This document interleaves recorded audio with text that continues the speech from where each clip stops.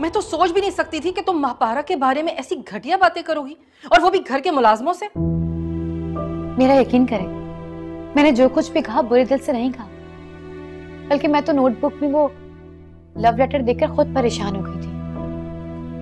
बस इसीलिए सकीना से पूछा। तो इसका मतलब ये है कि आपके पास प्राइवेसी और पर्सनल स्पेस का कोई कॉन्सेप्ट ही नहीं है।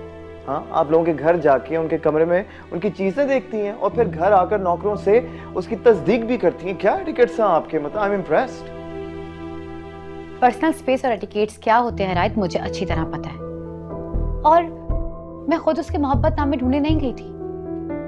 वो तो बेड पे पड़े थे तो मेरी नजर पड़ गई, और जब मैंने उस पे लिपस्टिक के निशान देखे तो मैं परेशान हो गई कि कहीं वो किसी उल्टे सीधे चक्कर में तो नहीं पड़ गई। अरे भाभी, अगर वो कुछ उल्टा सीधा कर भी रही थी तो आपको प्रॉब्लम नहीं होनी चाहिए। और मॉम देखे ना, कितनी बुरी बात है कि भाभी घर के सर्वेंट से डिस्कस कर रही है।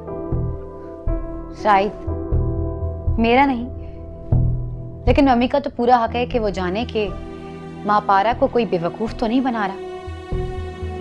वो इतनी मासूम भी तो है, अच्छे बुरे का फर्क भी नहीं जानती, और हमें पता होना चाहिए कि वो किस लड़के में इन्वॉल्व है।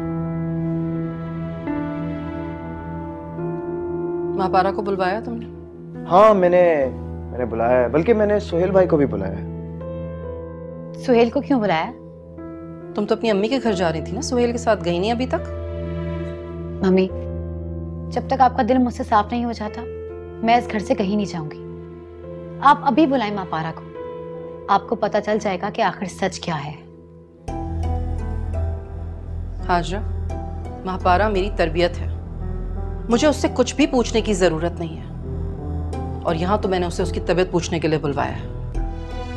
मुझे पूरा यकीन है कि वो कोई भी ऐसी वैसी हरकत कभी नहीं कर सकती।